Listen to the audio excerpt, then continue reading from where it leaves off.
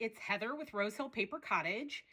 And I thought I would kind of do like a little bit of an organizing, tutorial on how I store my ribbons.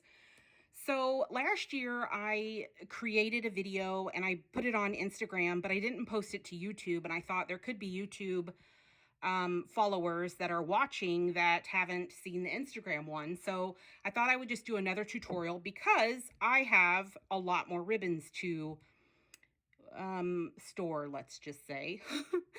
So basically, it's just these little like card spools that I've made. They're flat. And they're just perfect. They're perfect for putting your laces on there, other trims that you might have, seam binding, sari silk, you know, other ribbons or trims that you get, like stitched ruffles, that sort of stuff. So they're perfect for that.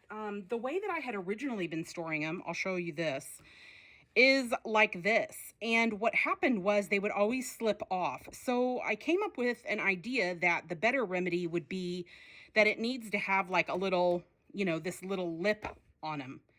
And I'll show you how I create that. But I want to kind of talk about what I did last year to remedy this. So I'm kind of like standing and moving around to kind of like show you. So here is, I think you can see all that, or most of it anyway. So here is the ones that I did last year, and it has worked wonderful. I have been able to keep everything completely organized. This is how it came, I just pulled this out. So this is what it looks like. Coming straight from the drawer. So it has really, really helped me this past year keep everything tidy and everything organized. So if you do follow me on Instagram, I have a dresser that's next to me, and it's a small dresser. It was my mother's when she was a child. And so it's not very big, but it's perfect for, having right next to me, and then I can just, pull things out of it when I need it.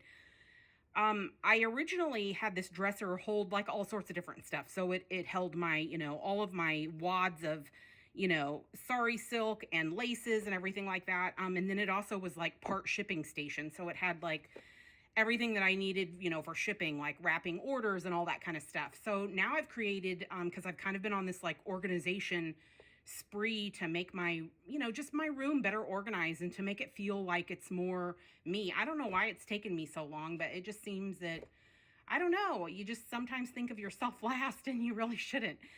So I've got a whole new like organization caddy for my shipping station, and now I can utilize the entire dresser to just maximize it fully so that I can house all of my laces and trims and all that sort of stuff in it. So this is where it all began. And so since then, I have acquired more ribbons. And so I need to make more of these. And, now I have more drawers to work with. But what I had done was I had just, kind of measured my drawer to see what would kind of work in here. And so I just basically decided that these baskets were perfect. They fit in there really, really nicely. They house all of my different spools of, trims. And I could get 3 in here, and I still kind of had a little bit of, room around it for some of the ones that I have like more of. Because a lot of these are, like anywhere from probably like a yard to 5 yards. And then these are, probably, 10 to 20, maybe even more. It just depends. So that's why I created like larger ones. But the whole point isn't really that you need these baskets. You don't need the dresser. You don't need any of this kind of stuff. What I'm showing is that you can, wherever you store these. So wherever you have your current situation of ribbons and trims and all that, whether it be a plastic box, a paper box, cardboard box, whether you have it in a basket, whether you have it on some sort of like open shelving system, wherever it is, if you just take the dimensions of what you've got, what you're working with, then you can use that to go from there to make the sizes that you need. And I made them all the same size for the ones that fit in the baskets. And then I made this larger size. So not only could these go sideways in baskets, but they can also just even be in the drawer just sideways if they wanted to, but they will fit this way. So I made 2 sizes. This size for when I had a lot more of the trim, and then this size when I had, you know, less, basically 5 yards or less. I think more than that, it gets really, really super bulky and it might, you know, move and everything like that. But this lip that I've created has been really, really helpful. So let me show you the mess that I do need to fix. So I have acquired like all of these trims, and this box right now, I mean, these are fantastic because they've got just like that little Velcro. That's what it's called. Velcro. And you know, it's just perfect for opening it up. And this actually slides underneath the dresser that I have here. But I can utilize it for other stuff. And normally I use it for my handmade paper. But that may change too, because I'm just kind of, you know, reorganizing things and moving things and shifting things around so that my space works better for me. So wherever you house your stuff, it could be like completely different. Okay, so I'm putting that away now to get situated. So that I can kind of like walk you through the steps of what you do. So to make my notches, I use the envelope punch board. If you don't have these, you don't need it. You can actually, you know, trim out your notches however you want to. I really, really like the notches. It just helps keep everything, you know, on this roll. You know, obviously, unless you exceed, you know, where this stops. So what I did was this is a great scrap buster, by the way. You can use up all of your scraps if you want to. If you don't have any scraps, you happen to be one of those people that are just so neat and tidy you don't have those. You don't actually need those. You can, you know, decorate it however you want to. You can use full sheets of something, you know, whether it be some kind of, you know, adhesive or wallpaper or, you know, whatever you want. I just took all of my scraps, and I keep kind of like this little box here just full of scraps for me, of different pieces that I can use, because I want to use my scraps more.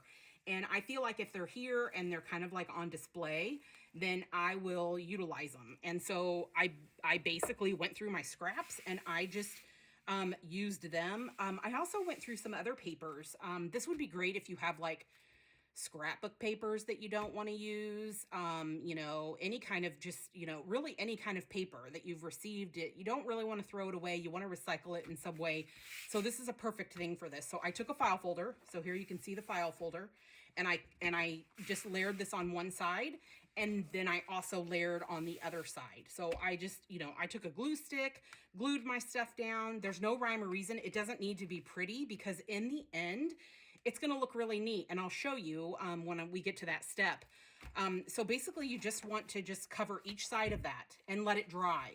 Drying is really, really important. I usually will let, you know, an hour or two, depends on your humidity, where you're located, all that sort of stuff, because things will dry quicker in different environments. So once it's, you know, nice and dry, and you can feel if there's like a dampness. I did this one this like morning, and it still needs a little bit, you know, more to dry. But once it's completely dry, then you can cut it up. Now you can obviously cut it by hand, cut it however you want with your trimmer or whatever. I have this like guillotine type cutter, and it just makes it really easy. So that's what I use to cut all the pieces up. And then I cut them 2 different sizes, like I said. So I cut this size, and I cut this size, because these are the sizes that are going to fit my basket. Now your sizes may be completely different, so it really doesn't matter the dimensions of my sizes, because I just measured my basket, measured the height of the drawer, like how high up I could go, thinking about fabric being on it, and then that's where I went. That's how I came up with the dimensions that I did. So I just have the 2 sizes. I cut all the squares. Well, it's really a rectangle. Cut the rectangles like this, and I just kind of did like an assembly line. So I first did this. Then I'll put the bigger ones aside and we'll talk about those separately. So then I did the notches, okay? So it kind of looks like a little like wrapped piece of candy. So all I did was I took my square like this, And I'll only do like this one probably because this is kind of loud when you punch through it. But I just lined it up here at the 1. So that's 1 inch from the notch part. So the middle of the notch to here is 1 inch. So I just did that and I punched it. And then I flipped it over, did the same thing. Like I said, it's kind of hard. It's easier to stand, I think, and do this. And then I just flip this over and I'm going to do the same thing. So I've got it there and there. Okay, so once that's done, you know, you don't need the punch board anymore. You've done the notches. So now a couple things. You can either just eyeball this, because what you need is you just kind of need to get rid of this so you actually end up with a spool shape. So here is the spool shape that I have now to wrap all of my trims around, so that they'll all be tidy, they'll all fit, they're all the same size, everything's gonna, you know, be nice and neat, like in the drawer that I showed you. So you can either trace your line from notch to notch if you want to, or you can just eyeball it and then, you know, cut it out. So I'll just trace this. And then I just take this, kind of work my way into that little notch and then cut, and then I do the same thing on the other side. And then what you have is this perfect little, you know, spool shape to use. Another thing that you could use for the base, if you don't have file folders, is you could use cardstock. You could use, you know, like cereal boxes or something like that. They would work perfectly. You would just, you know, collage on them if you want to, or you know what, if you don't want to collage, don't collage. You don't need to. The reason I collaged on the file folders is because I wanted to use up scraps. I like the way that it looks. It's, you know, it's fun and it's interesting, and then they all kind of match in the drawer. And the other thing is for stability. The file folder on its own, in its own little layer, would have been too thin and too flimsy, and I don't think it would stand up over time. I could have actually gone a little bit thicker on here, but if you're going to use the envelope punch board, you only have so much thickness, you know, to be able to slide it through here. So you kind of have to think of those things when you're getting ready to, you know, make your notches. But again, it's not necessary. You don't need to have the envelope punch board. You can just, you know, maybe, you know, take your ruler, put it on it like a self-healing mat, and then use like an X-Acto knife and, you know, cut out, you know, maybe more of a straight line, you know, to make your little notches. So, you know, whatever works. Or if you have like a little punch, but sometimes you need a lot of, you know, power behind those punches to get it to punch through something that's, you know, so thick. But the envelope punch board seems to work. It's, you know, it's a little bit, you know, finicky. And it, like I said, it is easier to stand and punch it.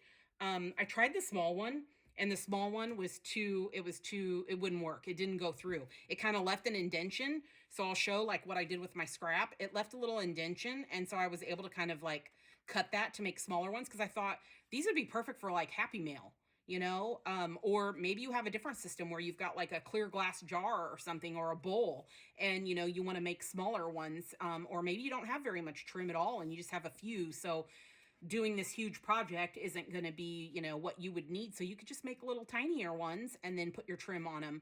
But I think these could, all your scraps could be turned into, you know, tags. It could be turned into smaller ones for trim bits for, you know, Happy Mail, or, you know, for yourself to just store somewhere.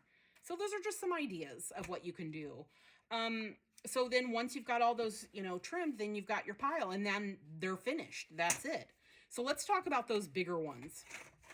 So these bigger ones, again, I created them so that they will fit sideways in my basket. So like this, and I can put them all the way across for the ones that I have a lot more, you know, trim, you know, a lot more yardage of it.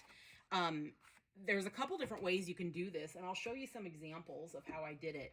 So, and, you know, I'm using it for yarn. I mean, I use that when I package, and this fun little like fringy, stuff. I've got, you know, some other different ones, but you'll see that I've notched them a little differently because I kind of wanted to try them out, you know, to see which one I preferred. And honestly, they're both great. I don't have a preference of either of them. You can see that, I haven't changed them or anything like that. I like the way that they are. So you honestly could put your notches on the long side, or you can put them on the short side. So for these new ribbons, I just want them all to look the same. So I don't mind these because these are just some, one-off type trims that I use for packaging, or for gifts or whatever. So I don't mind these few little bits being, different. But for the main stuff, just because I want everything to be cohesive and to look, the same, I am gonna make all of them on the short side.